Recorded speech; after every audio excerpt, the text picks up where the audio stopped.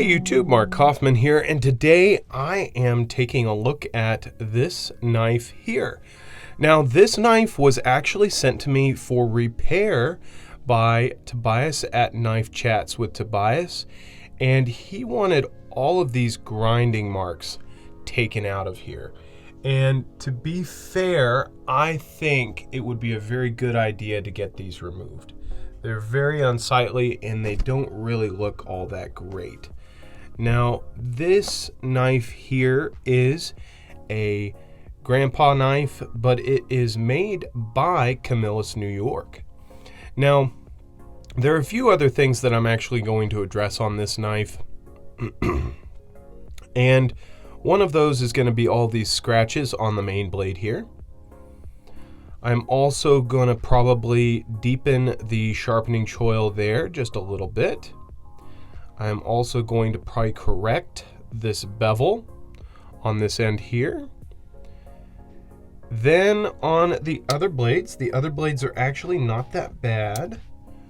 We have a nice little sheep's foot blade here, but it has no sharpening choil, so I will add one there. And the blade itself looks good. Doesn't seem to need to be sharpened, so I'm probably not going to sharpen that one. And then we have this nice little spay blade, and it's got some natural patina on it. I wouldn't call this severe pitting, but I would say it's the start of it. Now, it's up to you, Tobias, if you want me to do a vinegar patina on these blades and make them all dark and black. That is completely up to you. But on this one here, I'm just going to probably add a sharpening choil there and probably sharpen this blade up because it seems to have some use on it. Now on the inside here, we also have quite a bit of gunk in there and some slight pitting and rust in there. So that's also going to be cleaned out. We have a shield here that needs some polishing and some bolsters here that need some polishing as well.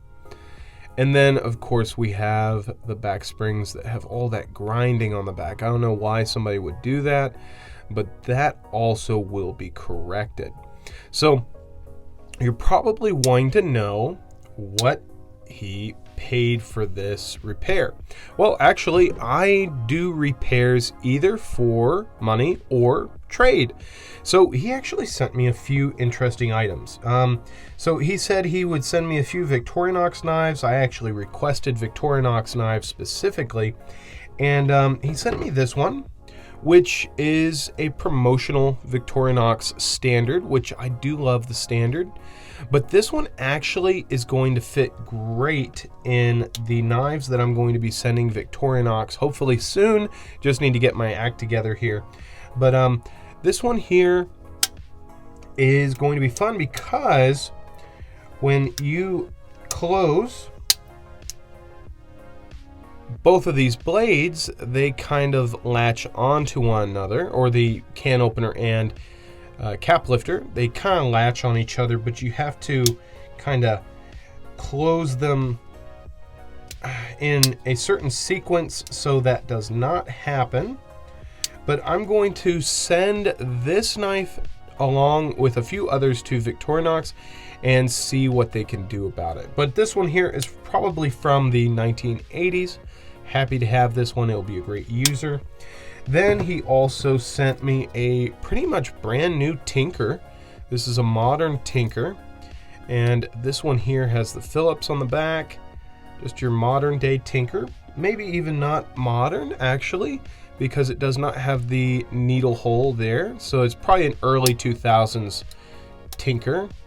We have the 3-layer Tang stamp there and then Officer Swiss on the back. But either way, I'm very happy to get that. That's going to be carried tomorrow.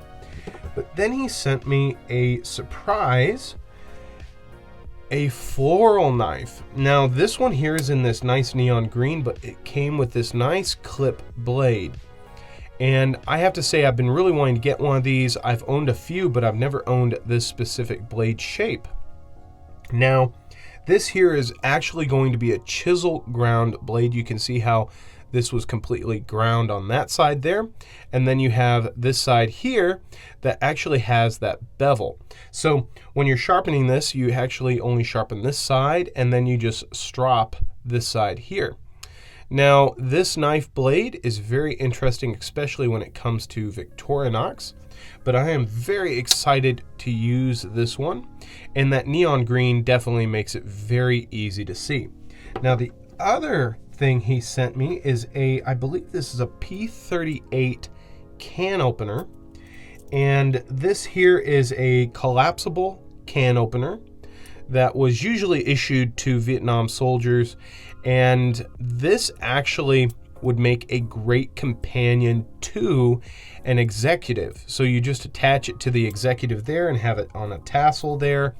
And so then you have your executive, and then you also have a can opener, or you can throw this onto maybe even a classic, or maybe even an Esquire or something like that. So then you have a can opener, you have scissors, nail file, and a knife blade. So I think that'd make a solid EDC right there.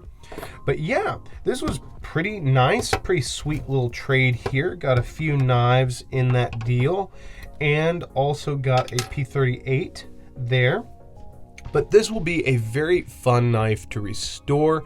Can't wait to get started on it. It probably will take about a week for the work to be done on all this here, but I think it will come out great. So before I do that video, I'm going to have a little snippet of what it looked like, and then you'll have the whole restoration, and then what it looks like in the end. So hopefully that'll be coming out soon, and hopefully it's not too difficult of a repair. So Tobias, can't wait to work on this. And again, thank you so much for the gifts and the stickers. I have yet to find a place for all those, but thank you again, and hopefully you'll like the end product. So till the next one, I'll talk to you guys later. Bye-bye.